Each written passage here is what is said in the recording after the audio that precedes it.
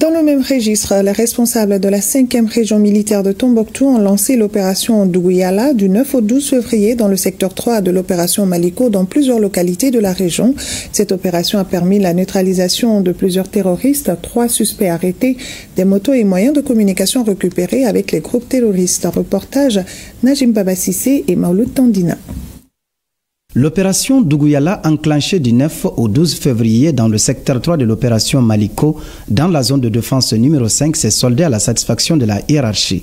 Elle a concerné plusieurs localités, notamment Karokamba, Attawil, Toumabayan, Bintagungu, Zoueira, Amani, Darni, Gargando, Razelman et Lerneb. Plusieurs terroristes neutralisés et des suspects appréhendés par les FAMA avec professionnalisme. L'ennemi a subi des lourdes pertes humaines et matérielles. L'opération Dougouyala s'est bien déroulée dans l'ensemble. J'invite la population civile à coopérer avec les forces armées maliennes pour leur propre sécurité.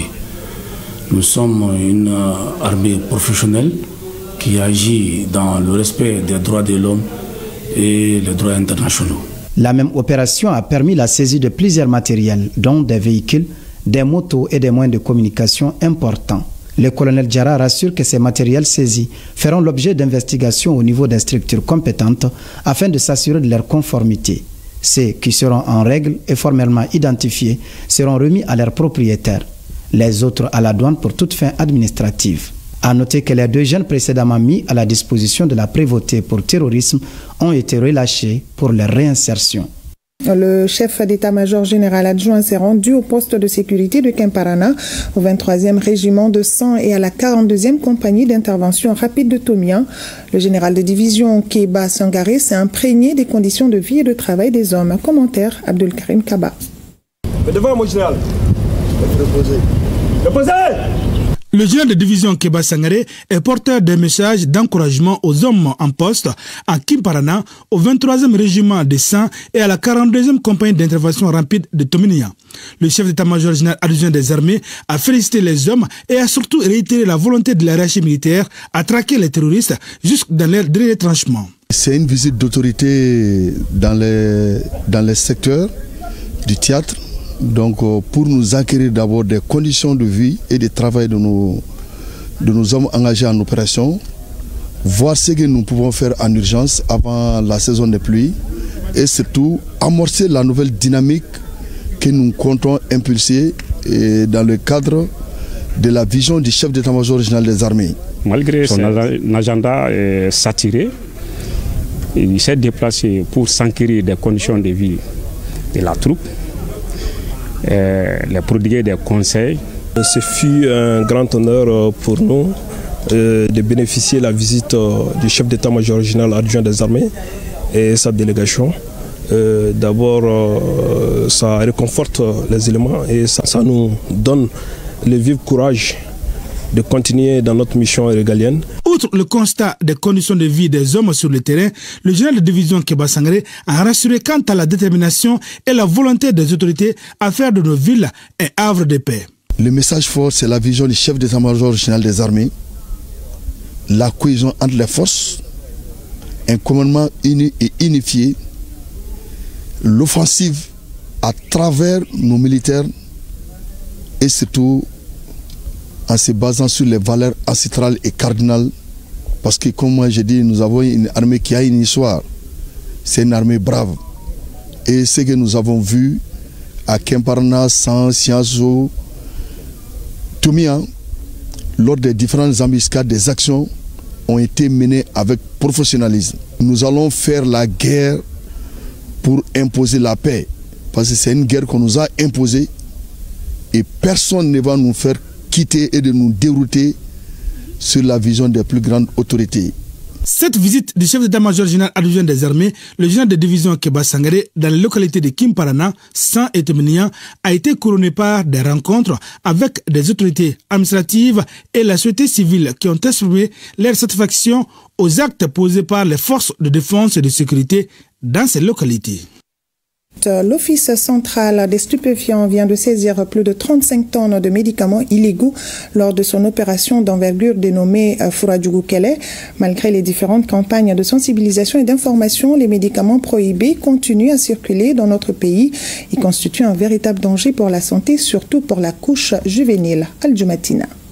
L'Office central des stupéfiants, dans sa mission de lutter contre les produits illicites, ne cesse de mener au quotidien des actions salvatrices un peu partout à travers le pays pour endiguer le fléau. Fura-Djougou-Kélé, c'est-à-dire lutte contre le trafic des médicaments contrefaits, est la dernière opération menée avec brio par l'Office.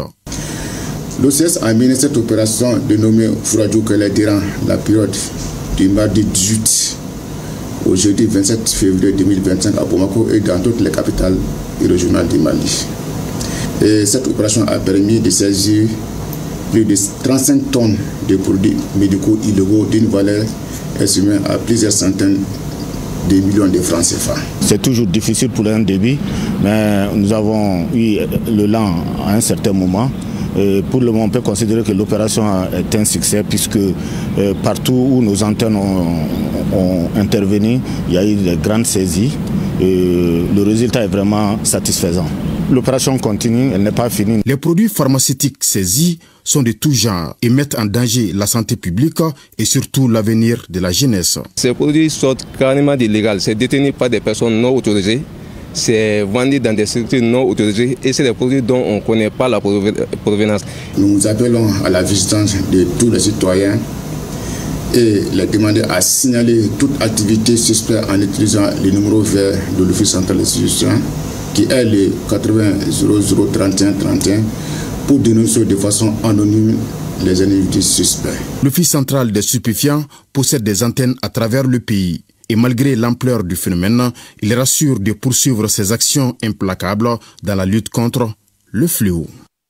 Et nous revenons sur ces communiqués. Le ministre des Affaires religieuses, du culte et des coutumes, sur la base de la délibération de la Commission nationale d'observation de la Lune, a l'honneur d'informer la communauté musulmane du Mali que le croissant lunaire Ramadan au Sungalo a été aperçu le vendredi 28 février 2025 dans plusieurs localités du pays. En conséquence, le mois de lunaire Ramadan au Sungalo Kalo débutera au Mali le samedi 1er mars 2025 sur toute l'étendue du territoire national et en application des dispositions de l'arrêté numéro 2011-2991 du 25 juillet 2011 portant modification des horaires de travail pendant le mois de Ramadan.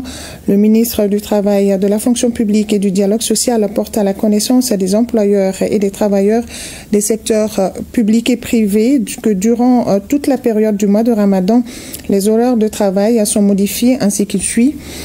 Du lundi au jeudi, de 7h30 à 16h30 avec une pause de 30 minutes de 12h30 à 13h. Vendredi, de 7h30 à 12h30 sans pause. Le ministre du Travail, de la Fonction publique et du Dialogue social souhaite un bon mois de Ramadan à toute la communauté musulmane. Et pendant tout le mois de Ramadan, les éditions de 20h sur ORTM 1 seront décalées à 20h45.